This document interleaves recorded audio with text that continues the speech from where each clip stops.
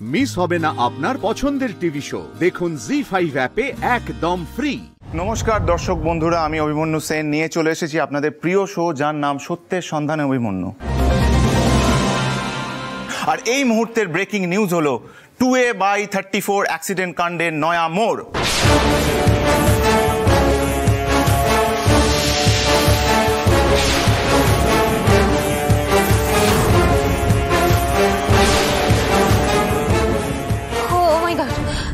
নয়া মোড় মানে আবার কি ইনফরমেশন পেল? আরে সাউন্ডটা বাড়ান না।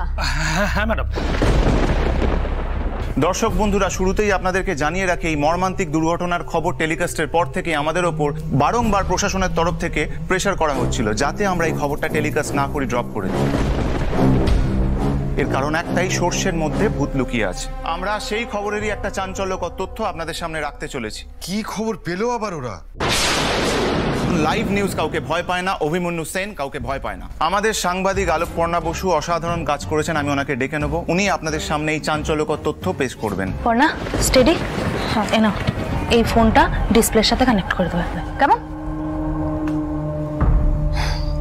আমরা প্রথম থেকে অনুমান করেছিলাম যে প্রশাসন ইচ্ছাকৃতভাবে এই পুরো বিষয়টাকে এড়িয়ে যেতে চাইছে, কিন্তু আমাদের কাছে কোনো প্রমাণ না থাকায় আমাদেরকে এই নিউজটাকে ড্রপ করতে বলা হয়েছিল। কিন্তু এখন আমাদের কাছে এমন প্রমাণ রয়েছে যার থেকে এটা পরিষ্কার হয়ে যাচ্ছে যে আমাদের দেওয়া তথ্যই কিন্তু ঠিক। পুলিশ ডেফিনেটলি কাউকে একটা আড়াল করার চেষ্টা করছে, আর সেই প্রমাণ হলো মোহনপুর থানার এফআইআর এর খাতার এই ভিডিওটি।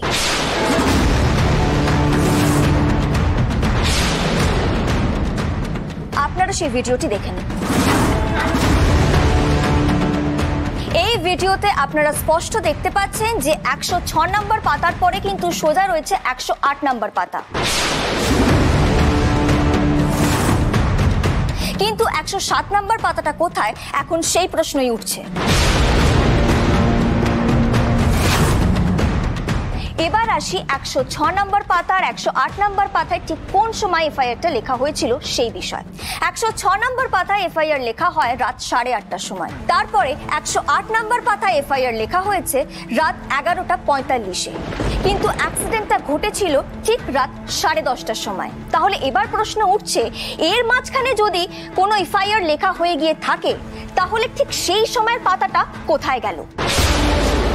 তাহলে কি সেই পাতাটাকে রীতিমতো ছিঁড়ে ফেলা হলো?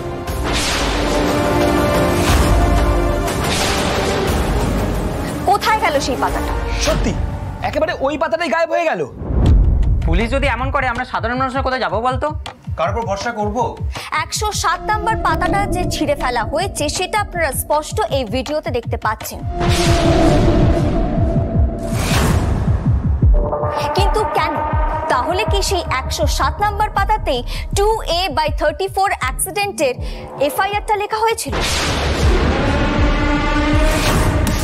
শুরুতেই অপরাধের নাম নথিভুক্ত করলেও পরে কি তাকেই আড়াল করার জন্য সেই পাতাটা ছিঁড়ে ফেলা হয়েছিল? দেখেছো, মেয়েটা একদম ঠিকই ধরেছে।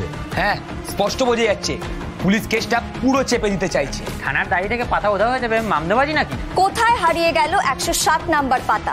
কেন হারিয়ে গেল? পুলিশকে এর জবাব দিতে হবে। জি5 ডাউনলোড করুন আর সব এপিসোড দেখুন একদম ফ্রি।